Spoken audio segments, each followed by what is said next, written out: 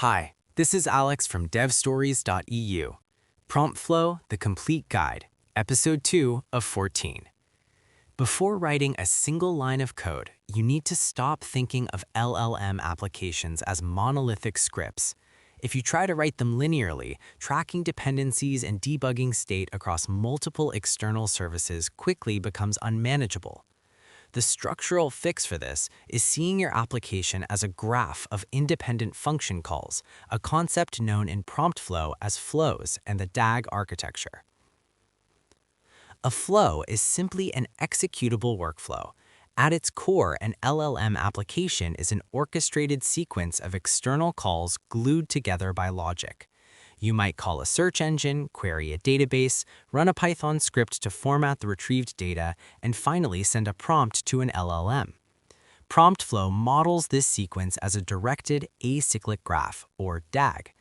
In this graph, every discrete step of your application is a node, and the connections between those nodes represent the flow of data. It is directed because data moves forward from one function to the next, and it is acyclic because the data path does not loop back on itself. Consider a simple application that answers questions based on internal company data. The user asks a question, which serves as your initial input. That input flows into the first node, a Python function that executes a database query. The database returns a block of text. That text, along with the original user question, flows into the next node, which makes the actual call to the LLM. The LLM generates an answer, which becomes the final output of the entire graph. By structuring the app this way, each function is strictly isolated.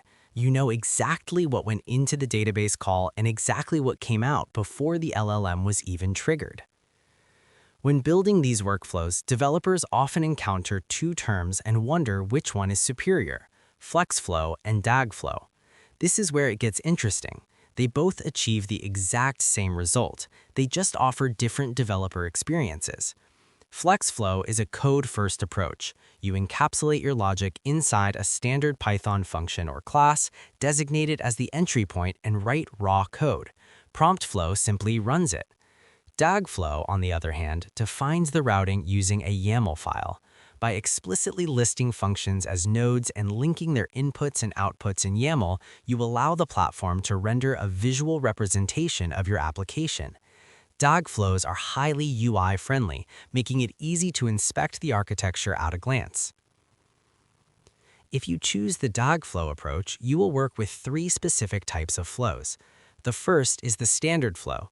This is your general-purpose pipeline where you connect tools, Python code, and models to build typical applications. The second is the chat flow. This builds directly on the standard flow but is specifically tailored for conversational applications. It adds native support for managing chat history and configures the necessary chat inputs and outputs automatically. The third type is the evaluation flow. You do not use this flow to serve end users. Instead, you run an evaluation flow against the outputs of your standard or chat flows. It acts as a testing mechanism to calculate metrics like factual accuracy or relevance based on the data your main flow produced. Whether you define your logic in pure Python or wire it up visually with YAML, your LLM application is ultimately just a pipeline routing text between external systems. Master the graph, and you control the application. That is all for this one. Thanks for listening, and keep building.